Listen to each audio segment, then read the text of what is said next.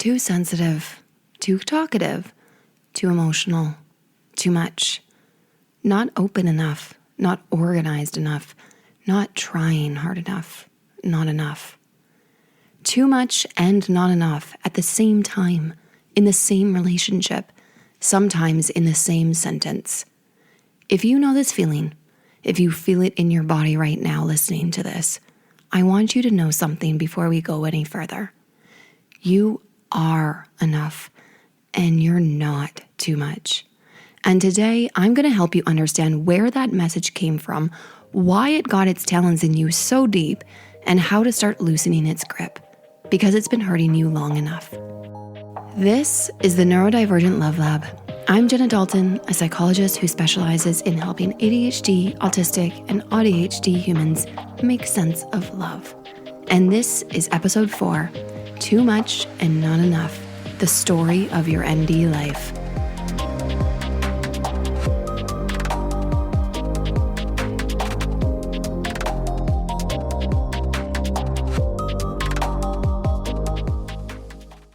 I need to warn you, this episode might hit different than the others. The first 3 episodes of the Neurodivergent Love Lab podcast have been more educational. Here's how your brain works. Here's what's happening neurologically. Here's the science. Today is more personal, because too much and not enough isn't just a pattern, it's a wound. And a lot of us have been carrying it so long we forgot it was there. We just think that's who we are. It's such a deeply ingrained part of our identity at this point. Let me describe what I hear from clients, because I hear some version of this from almost every neurodivergent person who walks through my door. The words change, the feeling never does. My partner says I'm too emotional about small things, but I don't show enough emotion about the big things. I'm told I'm overwhelmingly too much when I'm passionate about something, but then I'm told I don't care enough when I go quiet.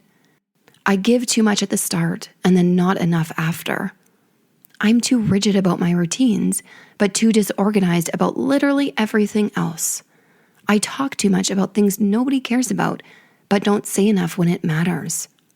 Do you hear the pattern? No matter what you do, it's the wrong amount. Too much of this, not enough of that. Like you're a thermostat that's always set to the wrong temperature, no matter how many times you adjust it. And over time, over years, over decades, over relationships, that message stops being something people say to you and starts becoming something you believe about yourself. It becomes your identity. You stop hearing, that was a lot, and start believing, I'm a lot.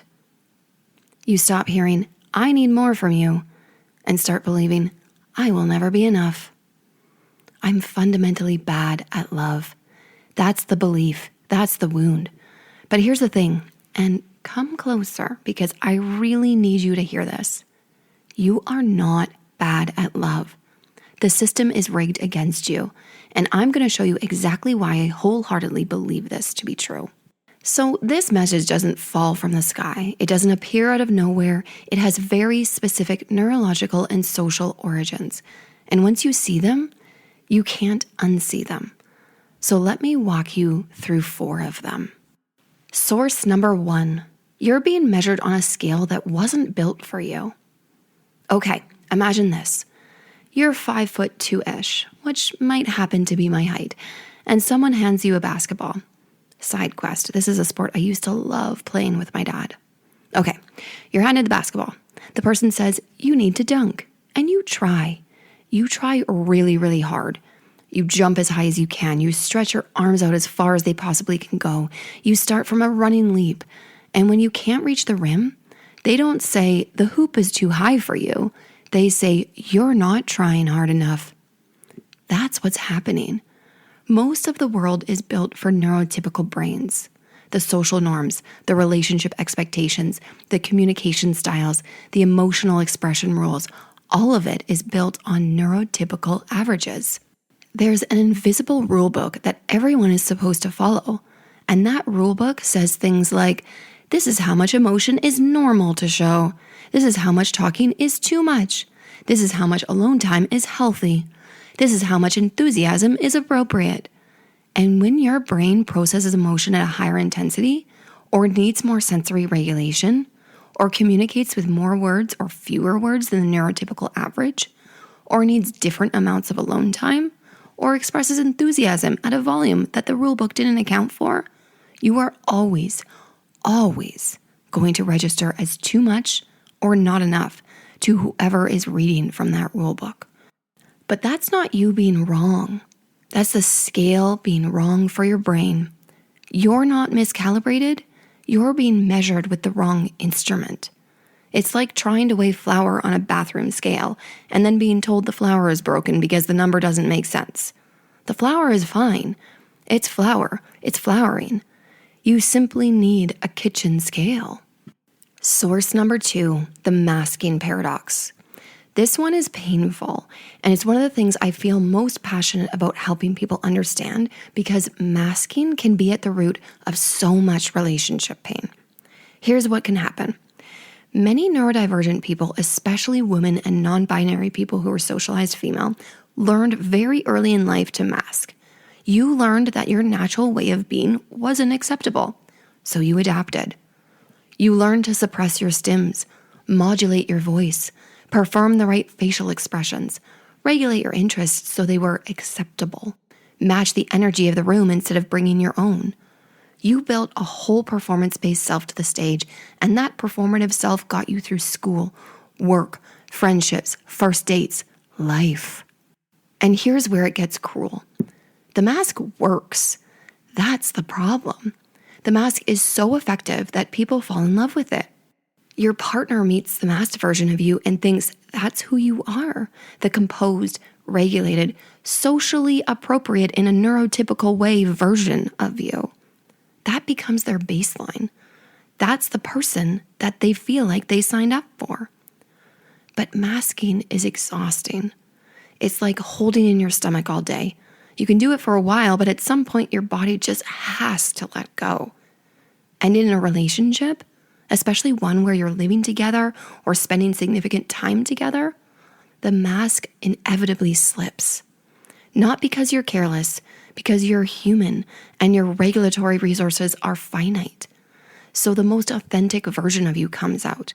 And this authentic version of you can include intense emotions, sensory overwhelm, the need for solitude, the deep dive into a special interest at the expense of everything else, the shutdown during conflict, the inability to do the dishes even though you know they need to be done, the meltdown over something that seems small. Really? That? And your partner who fell in love with the mask is confused, perhaps even alarmed. They might even be thinking, I didn't sign up for this. Where did the composed, easygoing version of you go? You're too much when the mask slips. And here's the kicker, you're not failing. The masking system is failing. You were never supposed to perform neurotypically 24/7. Nobody can do that. The solution isn't a better mask. The solution isn't holding on to that mask more firmly. It's a partner, a relationship where you don't even need a mask to begin with. Source number 3, rejection sensitivity turns the volume to 11. For those of us with ADHD, there's an additional layer here, and it's called rejection sensitive dysphoria. I talked about RSD briefly in episode 2 as one of the patterns that gets rewritten after a diagnosis. But I want to go deeper here because RSD is one of the primary engines that keeps the too much, not enough narrative running. RSD is essentially your brain's threat detection system being cranked up to max sensitivity. It takes a small piece of feedback, a tone of voice, a facial expression, an offhand comment, even a pause that lasted a second too long, and magnifies it into a global statement about your worth as a human being. Your partner sighs. That's it. It's just a sigh. Maybe they're tired. Maybe they're thinking about work. Maybe they just remembered that one time they were so close to beating the final boss in Mortal Kombat and then they died. But your brain translates that sigh as, you're exhausting. You're too much. You're doing it all wrong. Your partner glances at their phone while you're talking. Your brain's translation, you're boring. You're not interesting enough to hold their attention. You're not enough. Your partner says, can we talk about this later? Your brain's translation, They don't care about what you're feeling. Your emotions are an inconvenience. You're too much and not worth their time. The key is that it's very highly likely that none of those translations are accurate, but they feel accurate. They feel like objective truth. They feel like fact. And that's what makes RSD so insidious. It doesn't feel like an overreaction. It feels like you're finally seeing the truth that everyone else has been too polite to say out loud. Over time, RSD creates this running internal monologue, this background radio station that's always playing the greatest hits of "you're too much and not enough," even when nobody is saying it, even when your partner is perfectly happy. RSD is in there, scanning for evidence, interpreting neutral data as rejection, and reinforcing the narrative every single day. It's exhausting. And if nobody has told you this before, it's not your fault that your brain does this. Your threat detection system is simply miscalibrated. You're not choosing to be this way. You're not choosing to be what some people would describe as too sensitive. It's simply how your brain works. Source number 4, the accumulation effect. Here's the last source, and it's the one people don't talk about enough. Because these messages don't hit you just once. They accumulate over a lifetime. The teacher who said you were too chatty in class. The friend group that excluded you for being too intense. The ex who said you were a lot. The parent who told you to calm down every time you expressed enthusiasm. The colleague who described you as overwhelming in a performance review. Each one of those moments is a data point. And your brain, which is excellent at pattern recognition, by the way, because that's part of being neurodivergent, it collects those data points and builds a model. And the model says, I'm fundamentally, consistently, across all environments and all relationships, too much and not enough. By the time you're in an adult romantic relationship, that model has decades of evidence behind it. It feels unshakable. It feels like fact. And when your partner says something that even slightly activates it, boom, the whole model lights up. It's not just about what they said in that moment. It's about every teacher, every friend, every ex, every parent who said some version of the same thing. No wonder it hurts so much. You're not overreacting to one comment. You're reacting to the entire collection of records that have been playing on repeat your entire life. Okay, a deep breath. I know that was a lot to take in, and if any of that landed in a tender spot, I want you to know that's normal, and that says something good about you. You are here because you want to gain a deeper understanding of yourself, and sometimes that means looking more closely at the wounds that have developed over time. That's hard, real hard. I've got you. So, we've named where the message comes from. Now, what do we do with it? How do we start loosening the grip of a story that's been running for decades? I'm going to give you 3 things to help support you right now. Not 5, not 10, 3. Because if your brain is anything like mine, it's probably pretty close to capacity right now, and that's okay. We're going with 3. We've got this. 1, separate feedback from identity. This is the foundation. This is the core. Everything else builds on this. When your partner says, that was a lot, your brain is going to want to do what it always does. Translate that into a statement about who you are.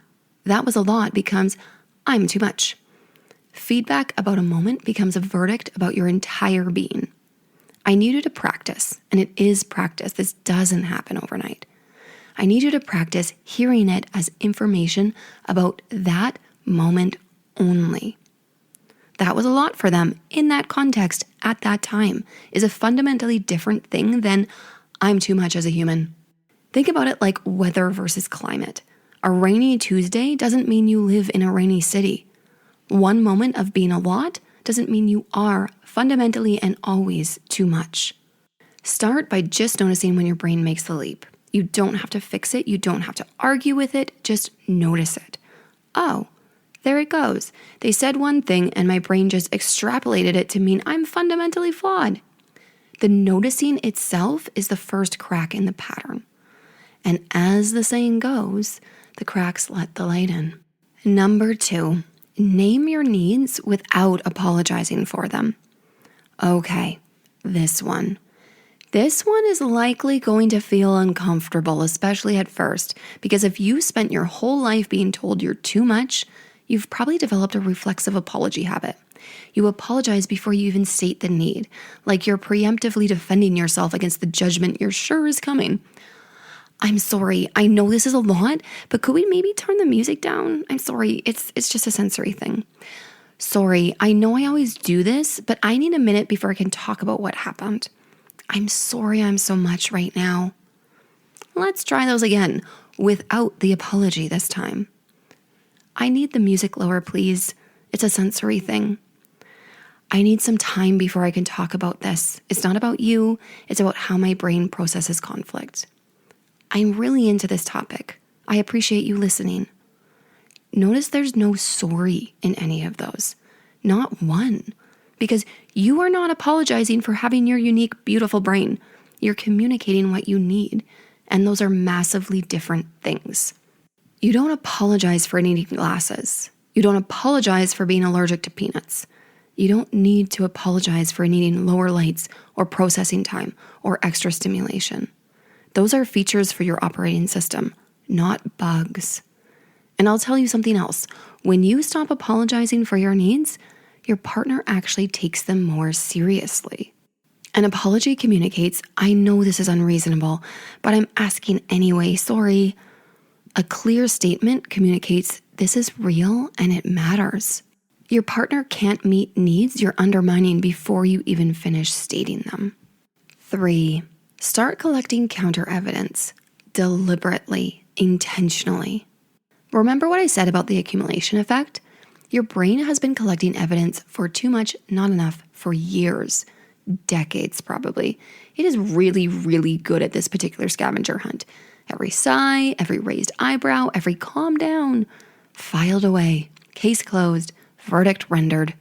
So you need to start a competing file, deliberately, intentionally, like you're a lawyer building the case for your defense. The moment your partner laughed at your weird, niche, very specific joke that nobody else would have found funny. The time they said they love how passionate you get about things. The friend who told you you're the most thoughtful person they know. The colleague who said your attention to detail saved the project. The time your intensity was exactly what someone needed to get them out of their funk. The time your deep dive into a topic taught someone something they didn't know. The time your sensitivity caught something everyone else missed. Write them down. I'm serious. Actually write them down. Keep a note on your phone, a journal, a sticky note wall, whatever works for your brain. Because when RSD hits, and it will, because RSD doesn't retire, and your brain starts spinning the you're too much highlight reel, you need receipts. You need evidence your brain can't argue with. Not affirmations, not positive reframes, actual documented receipts of times when exactly who you are was exactly right. Your brain is going to try to dismiss them. It's going to say, yeah, but that was one time, or they were just being nice. Let it say whatever it wants. Write them down anyway, because over time, that competing file gets thicker and thicker and thicker, and it starts to create doubt in the narrative, and doubt is the beginning of freedom. Before I close, I want to say something to the partners listening, because I know some of you are here because the person you love sent you this episode, and you are a rock star for listening to this to help understand them better. And here's what I want you to know. If you've ever told your neurodivergent partner they were too much or not enough, I'm not here to shame you. I get it. Mixed neurotype relationships are genuinely challenging. The communication gaps are real. The sensory differences are real. The frustration is real. You're not a bad person for having struggled. And I want you to understand what those words land on. When you say you're too much, you're not saying one thing. You're activating a lifetime of those same words from dozens of other people. You're adding to a pile that already feels crushing. The most powerful thing you can do is learn to express your own needs without making your partner's brain the problem. Instead of, you're too much right now, try, I'm at my capacity and I need a break. Instead of you never pay attention, try I need us to find a system that helps us both remember the important things. Same need, different framing, world of difference in impact. Thank you for supporting your partner in this journey. Okay, I want to leave you with this. You are not too much. You are not enough. You are a specific, precise, beautiful amount of exactly who you are. And the right relationship isn't one where you shrink yourself to fit or inflate yourself to fill. It's one where both people learn what the other person needs and build a space that holds all of it. All the intensity, all the quiet, all the weird, wonderful, specific, sometimes inconvenient, always valid stuff. That's not easy, but it is possible. And it starts with understanding your brain and believing, not just knowing, believing that the way your brain works is not the thing that's wrong with your relationships. It's the thing your relationship needs to be built around.